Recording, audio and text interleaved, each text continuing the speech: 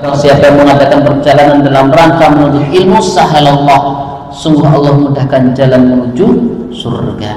Semoga betul-betul waktu yang kita gunakan, tenaga kita atau bahkan mungkin harta kita untuk belajar agama menjadi sebab mudahnya kita nanti menuju surga. Amin ya rabbal alamin. Jamaah sekalian, ibu yang dirahmati Allah SWT, salawat serta salam kita namatkan kepada baginda Nabi Muhammad sallallahu alaihi wasallam, keluarganya, para sahabatnya, dan orang-orang yang senantiasa mengikuti jejaknya hingga akhir zaman. Kita lanjutkan pelajaran kita, ya insya Allah kita akan membedah, mengambil faidah 40 hadis seputar akidah, yang sebagaimana di awal dulu kita mengawali pengajian dengan belajar akidah agar fondasi kita dalam beragama kuat, ya.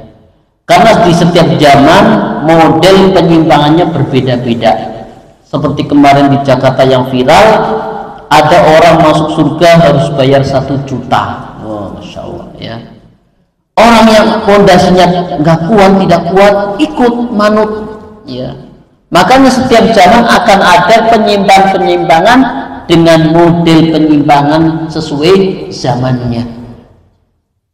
Makanya orang lemah imannya, kurang fondasinya, hanya karena yang memberikan materi penceramahnya ngomongnya bagus, lembut, rupanya bagus, cantik, tampan, kita ikut, ya, padahal menyimpang. Maka panjenengan harus betul-betul fondasi beragamanya kuat, karena akan berhadapan dengan model penyimpangan yang dibungkus dengan sesuatu yang menarik, ya, diiming-imingi. Kemarin baru sekali di Jakarta pengajian, ya, majelis ibu-ibu sama, ya, pemimpinnya ibu-ibu juga, masuk surga bayar 1 juta, tapi ada juga pengikutnya. Masya Allah, ya. Padahal panjenengan ngaji di sini ada minumannya, ada snacknya, dibawa pulang dapat surga, itu dadak bayar 1 juta. Kok pengikutnya banyak? Kenapa? Karena fondasi agamanya lemah, jamaah sekalian. Jamaah sekalian rahmati Allah SWT, makanya nanti jangan bosan, kita akan diulang-ulang terus akan yang dibahas adalah masalah fondasi dalam beragama, dan ini penting, ya, apalagi bagi muslimah zaman sekarang ujiannya berat, ya. Makanya kalau kita khususnya kaum muslimah, ya, belajar agama, ya, harapannya termasuk muslimah yang masuk dalam penghuni surga, karena kata Rasulullah kebanyakan neraka adalah penghuninya kaum wanita. Semoga panjenengan bukan yang termasuk penghuni neraka. Amin ya robbal alamin. Kuncinya satu diantaranya adalah belajar agama, ya. Pada malam hari kita masuk hadis kelima, padahal ada 40, insya Allah sabar, ya.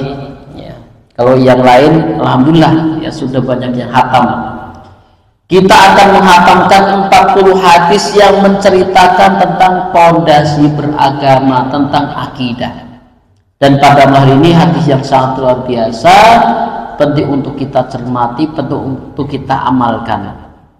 An Ibni Abbas radhiyallahu anhu qala kharaja alaina an-nabi sallallahu alaihi wasallam yawman faqala uridu alayya al-umam faja'ala yamurna bi ma'ur rajul wan nabiyyu wa ma'ur rajul war rajulan wan nabiyyu wa ma'ur rahtu wan nabiyyu laysa ahadun. Dari Ibnu Abbas radhiyallahu anhu, ia berkata bahwa suatu hari Nabi SAW keluar menemui kami, beliau bersabda, diperlihatkan kepadaku semua umat-umat. Ada seorang Nabi yang bersama pengikutnya jamaahnya cuma 1, ya. Ada seorang Nabi jamaahnya cuma satu tok pada Nabi. Ada pula Nabi yang bersamanya seorang dan 2 orang, Nabi pengikutnya cuma 2, ya. Ada pula, ya, Nabi yang tidak pun bersamanya pengikut. Ada Nabi yang tidak memiliki jamaah, ya. Aku melihat kumpulan orang yang sangat banyak hingga menutupi ufuk. Maka aku pun berharap itu adalah umatku. Jadi Nabi Muhammad SAW sangat ingin umatnya semuanya masuk surga. Dan dikatakan kepadaku ini adalah Musa dan kaumnya. Jadi Nabi Muhammad SAW diperlihatkan umat yang begitu banyak, ternyata umatnya Nabi Musa alaihi salam. Dikatakan kepadaku, ya kata Rasulullah, lihatlah, maka aku melihat kumpulan orang yang sangat banyak hingga menutupi ufuk. Dikatakan kepadaku, lihatlah ini dan ini, maka aku melihat kumpulan orang yang sangat banyak hingga menutupi ufuk. Dikatakan kepadaku, inilah umatmu. Ya. Nabi Muhammad diperlihatkan bahwa umatnya kelak ya, begitu banyak. Semoga kita pun termasuk di antaranya. Ya. Semoga kita termasuk orang-orang yang nanti masuk surga bersama Rasulullah Sallallahu Alaihi Wasallam. Dikatakan padaku, ya inilah umatku, dan bersama mereka 70.000 orang masuk surga tanpa hisab. Nah, saya judulnya dari sini, 70.000 orang yang masuk surga tanpa hisab. Jadi nanti jamaah sekalian, ibu-ibu yang dirahmati Allah Subhanahu wa taala, umat Muhammad yang masuk surga diantaranya adalah 70.000 orang masuk surga tanpa hisab.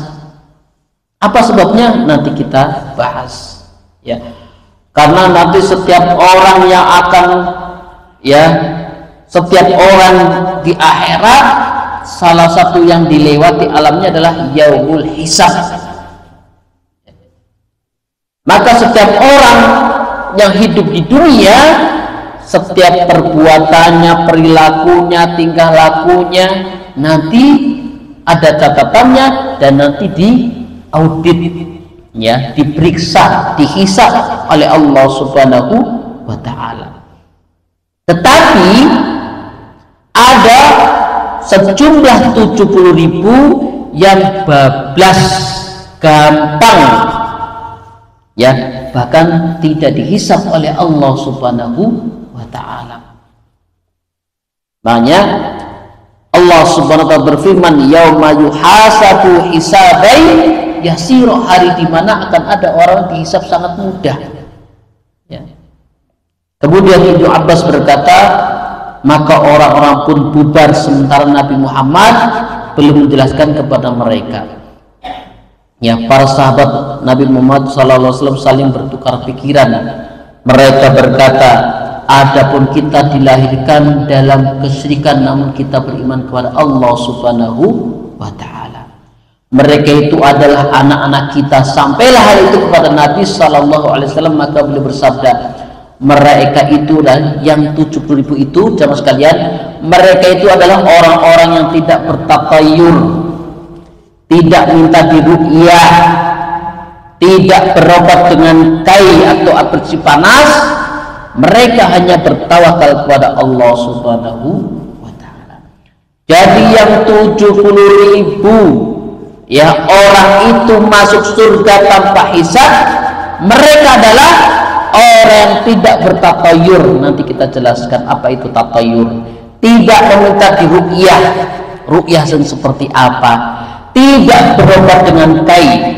Jadi zaman dulu itu ada metode pengobatan yang telapak kakinya ditempel besi panas, namanya kai. Dan mereka hanya tawakal kepada Allah Subhanahu wa taala. Lalu berdirilah sahabat Rasulullah Ukasyah bin Mihsan, bukan Pak Ihsan bin Mihsan berkata, apakah aku termasuk di antara mereka wahai Rasulullah? Beliau menjawab, iya. Jadi sahabat Rasul bertanya, apakah aku termasuk di dalamnya 70.000 orang itu? Kata Rasulullah, iya. Ikut lagi di belakangnya, ya. Apakah aku juga ya Rasulullah? Beliau menjawab, kamu telah didahului oleh Ukasyah. Muttafaqun alaih. Apa faedah dari hadis ini jamaah sekalian? yang dirahmati Allah Subhanahu wa taala. Yang pertama, bahwasannya setiap manusia nanti akan melewati yang namanya yaumul hisab, ya. Dan hisab ini sesuai dengan amal perbuatan kita di dunia. Nanti di akhirat ada catatan kita hari ini jemaah sekalian, malam Kamis ba'da Isya, jumlahnya sekian, siapa yang datang ada catatannya, ya. Itu yang pertama. Jadi setiap orang akan dihisab, dan akan ada orang yang hisabnya mudah, saking kenalnya malaikat. Yauma yuhasabu hisabai yasiron, dalam tafsir Ibnu Katsir di situ dinukil bahwa ada orang yang nanti ketika diperlihatkan buku sabunya saja, malaikat juga kenal, oh itu si fulanah rajin ngaji di Al-Kausar. Karena memang masjid itu ada malaikat yang standby di pintu mencatat siapa saja yang masuk. Makanya dalam sebuah riwayat mungkin pernah disinggung di sini, ketika malaikat tidak melihat hamba Allah tidak ke masjid, dikangeni, ya. Jika yang tidak datang ke masjid padahal biasanya datang ke masjid sakit, didoakan oleh malaikat kesembuhan. Jika sedang sibuk, malaikat mendoakan dimudahkan urusannya. Makanya berbahagialah panjenengan bisa enteng menuju tempat yang paling dicintai Allah. Makanya ahadu bilad indallah masajiduha. Jadi di mana saja tempat yang paling dicintai oleh Allah adalah masjid. Jadi panjenengan bisa enteng ke masjid itu luar biasa. Panjenengan bisa enteng menuju tempat yang paling dicintai oleh masjid itu luar biasa. Hanya bersyukur. Faedah kedua, bahwa para nabi itu memiliki pengikut yang berbeda-beda. Tidak semua nabi memiliki pengikut banyak, ya. Bahkan tadi dijelaskan ada nabi yang pengikutnya cuma satu. Bahkan ada nabi yang tidak punya pengikut. Artinya apa? Standar kebenaran bukan banyaknya jamaah. Nabi itu di atas kebenaran, tapi tidak ada jamaahnya. Ya, saya sendiri pernah ngisi pengajian, jamaahnya cuma 2. Masya Allah, ya tak lakoni. Akhirnya tutup, ya. Panitianya nggak enak sama saya. Ngaji yang datang cuma 2. Ya, Masya Allah. Di Al-Kausar alhamdulillah luar biasa, ya. Semuanya semoga dirahmati Allah Subhanahu. Jadi jamaah sekalian dirahmati Allah Subhanahu, jangan tertipu dengan pengajian yang jamaahnya membludak. Ya, jangan tertipu. Karena apa? Standar kebenaran bukan dilihat dari banyaknya jamaah. Karena Nabi pun ada yang tidak punya jamaah.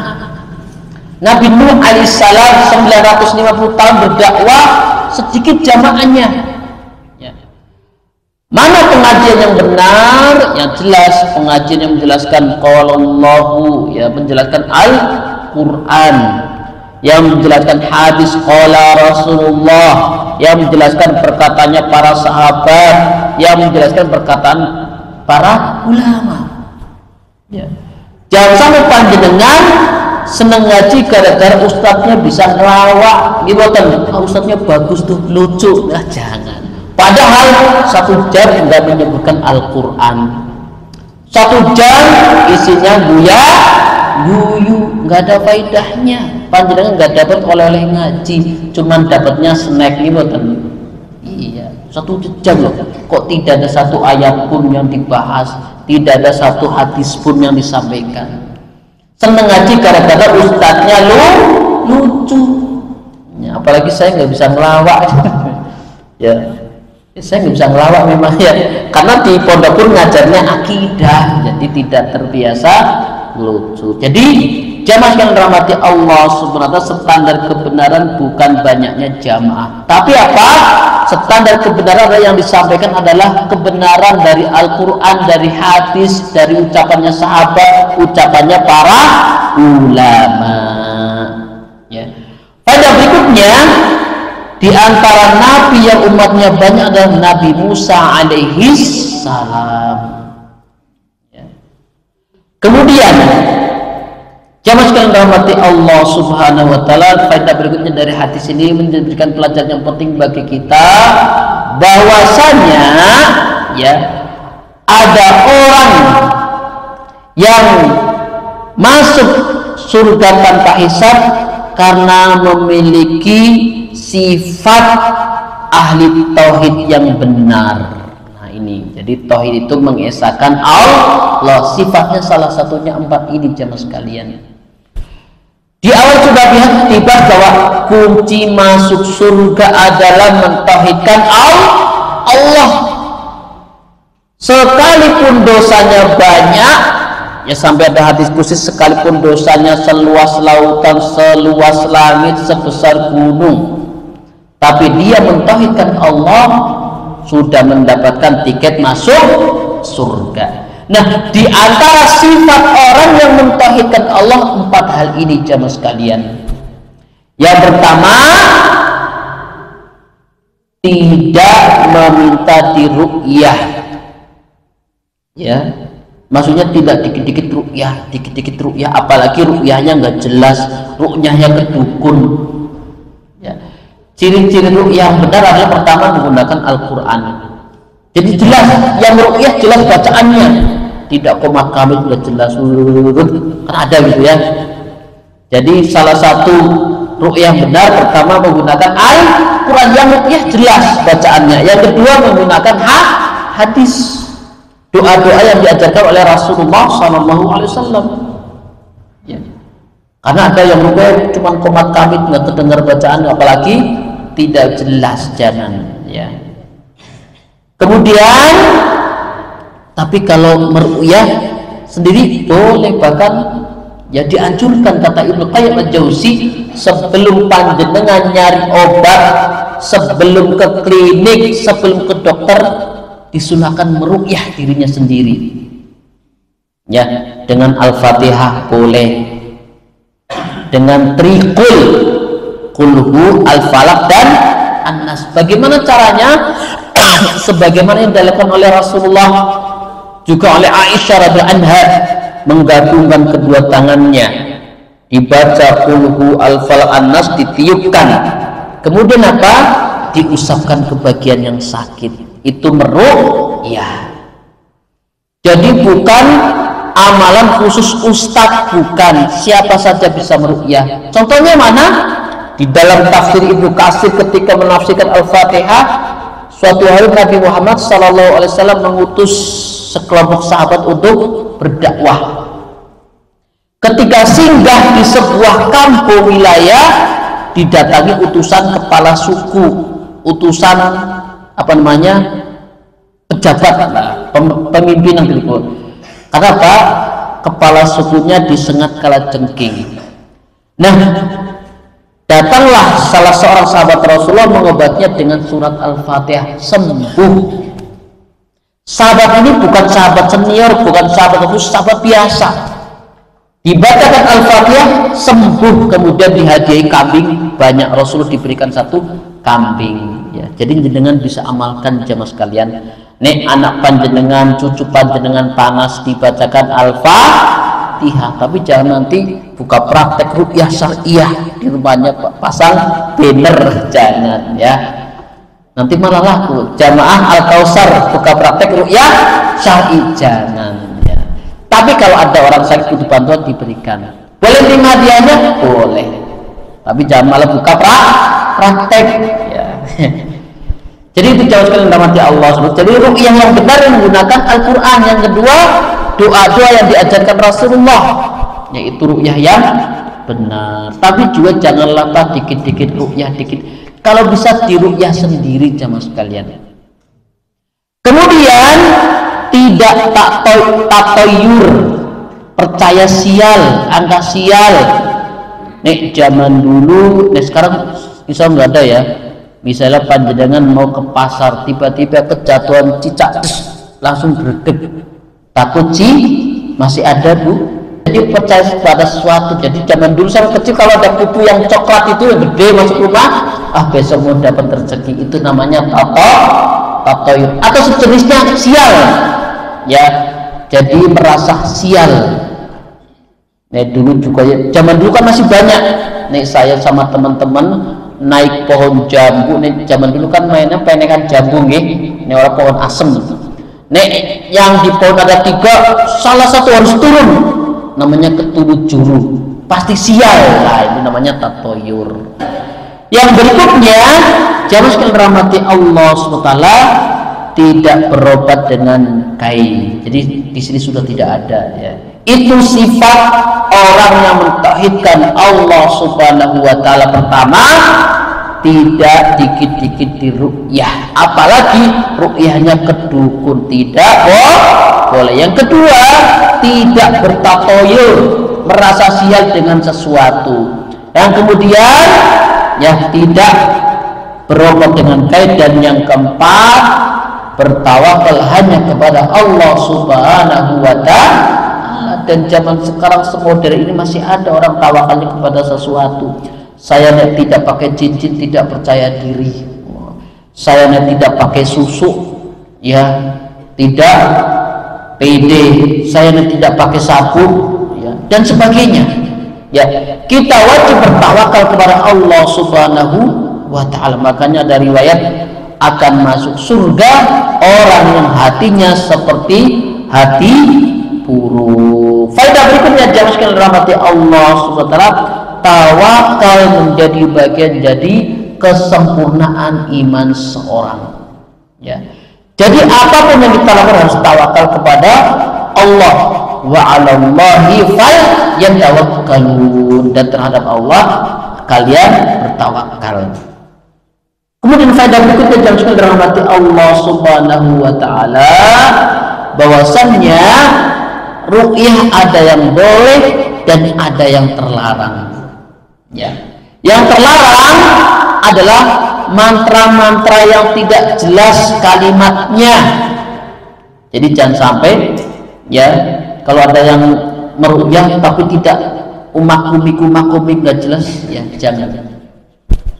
Biasanya itu kalimatnya dari jin, tidak membentuk suku kata atau kalimat, jadi cuman ya umak-umik aja, tidak tergerak. Tapi ruqyah yang boleh dengan Al-Quran, minimalnya dengan Al-Fatihah, dengan ayat kursi, dengan 2 ayat terakhir Al-Baqarah, ya, atau full dengan surat Al-Baqarah. Apalagi rumah yang di dalamnya dibacakan Al-Baqarah, maka tidak bisa dimasuki oleh jin. Pada terakhir, terus sekali rahmati Allah Subhanahu wa taala, semangat kita untuk mengejar akhirat. Ya sebagaimana Ukasyah ketika dikabari ada 70.000 orang masuk surga tanpa hisab, Ukasyah ngomong, termasuk saya ya Rasulullah. Iya, termasuk engkau. Artinya apa? Kita harus memiliki kesemangat untuk mengejar akhirat. Ya. Karena apa? Mengejar dunia itu tidak ada habis-habisnya. Ya, istilahnya mengejar dunia itu seperti kita mengejar bayangan kita, tidak pernah kejar. Memang begitu, sudah punya motor pengen punya mobil, sudah pengen mobil pengen punya, tidak ada habisnya. Makanya dicela alhaakumut takasur hatta zurtumul maqabir. Padahal kata Hasan Al-Basri, orang-orang soleh terdahulu kalau sudah 40 sudah mulai mikir, ya, sudah mulai cemepak, jadi bahasa kasarnya sudah mulai bau tanah. Kok tegel? Ya memang demikian teman sekalian. Kalau sudah masuk 40, padahal Rasul yang ngasih bocoran rata-rata umur umat Nabi Muhammad 60, berarti kalau sekarang 40 berarti 20 tahun lagi. Kalau sampai bisa jadi setahun lagi, bisa jadi malah besok. Gimana? Makanya mumpung kita masih sehat, ayo 40 berarti sudah mulai siap-siap, mulai cemepak. Semangat airnya harus kuat kalau sudah masuk umur 40. Jadi umur 40 harus sudah mulai mikir akhir. Kan apa? Nek hitung-hitungan Rasulullah, ya, nek sesuai hadis Rasulullah, berarti kalau sekarang umur 40, usia kita tinggal 20 tahun lagi. Kalau sampai makanya harusnya ulang tahun itu sedih. Imotan, harusnya ulang tahun sedih. Umur 50 kok pesta ulang tahun, padahal umurnya sedikit lagi. Makanya kita bersyukur jamaah sekalian, umur 40 kok enteng ibadah, enteng ngaji, layak untuk kita syukuri. Jamaah sekalian ibu yang dirahmati Allah SWT, hadis berikutnya. An Uqbah bin Amir al-Juhayni radhiyallahu anhu anna Rasulullah sallallahu alaihi wasallam qala man ta'allaqa tamimatan faqad asyraka, rawahu Ahmad. Dari Uqbah bin Amr al-Juhayni radhiyallahu anhu bahwasannya Rasulullah sallallahu alaihi wasallam bersabda, barang siapa yang menggantungkan tamimah, jimat, ya, maka sesungguhnya dia telah menyekutukan Allah Subhanahu wa taala, telah berbuat syirik. Jimat, ya, jimat bentuknya cincin, bentuknya kalung, bentuknya susuk, bentuknya apa, gelang, semua hukumnya haram. Man ta'allaqa tamimatan faqad asyraka, barang siapa yang menggantungkan tamimah, maka sesungguhnya dia telah berbuat syirik, telah menyekutukan Allah Subhanahu wa taala. Termasuk zaman dulu nih, anaknya enggak pengen garewel, dipasangi gelang pakai benang kasur, dikasih apa itu, tulisan-tulisan tidak boleh. Atau kadang benang merah di perut, isinya katanya kacang atau apa, enggak tahu ya. Itu namanya tamimah. Kenapa? Berbuat syirik, menyekutukan Allah, faqad harramallah alaihim jannah. Jadi sungguh, ya, Allah akan mengharamkan, ya, para pelaku syirikan. Jangan sayangi amal kita jemaah sekalian. La yahbatanna amal, sungguh akan menghapus amal. Jadi sayangi amal soleh kita, jangan sampai muspro, jangan sampai mubadir, jangan sampai sia-sia gara-gara menyekutukan Allah. Ya, jangan sampai perkara tali kok dipermasalahkan. Justru itu jemaah sekalian, itu orang yang datang kepada Allah dengan segudang amal, banyak amal soleh, tapi menyekutukan Allah, layah batan amal, Allah akan menghapus. Rugi nggak rugi. Makanya hindari, jangan meremehkan perkara jimat. Ya, apa faedah dari hadis ini jamaah sekalian dirahmati Allah Subhanahu wa taala? Islam melarang menggantungkan jimat-jimat, benda-benda keramat sebagai perlindungan, pengasih, ya, biar disayangi bosnya, biar jualannya laris, biar jabatannya cepat naik. Tidak boleh, ya, karena di iklan-iklan, ya, biasa di koran-koran, jimat pengasih, nanti maharnya ditransfer, naudzubillah, susuk biar tambah glowing. Ada susuk itu jangan sekalian, ya, susuk penglaris, susuk agar berwibawa, haram, ya. Kenapa? Islam melarang untuk menggantungkan tamimah, jimat-jimat yang dianggap membawa manfaat, apalagi jimat pengasih, ya, tidak boleh. Jimat apa namanya, semar mesem, ya. Semar mesem, apalagi macam-macam lah, tamimah namanya, tidak boleh. Faedah kedua, bahwasannya di antara bentuk tamimah adalah mengaitkan sesuatu yang diyakini membawa keselamatan, membawa keberuntungan, apapun jenisnya. Makanya jangan remehkan perkara seperti ini. tali kok dipermasalahan, jangan, tapi resikonya tidak masuk surga dan doanya terhapus. Naudzubillah. Faedah berikutnya yang miskin rahmati Allah Subhanahu wa taala, pentingnya seorang hamba maksimal tawakalnya kepada Allah Subhanahu wa taala.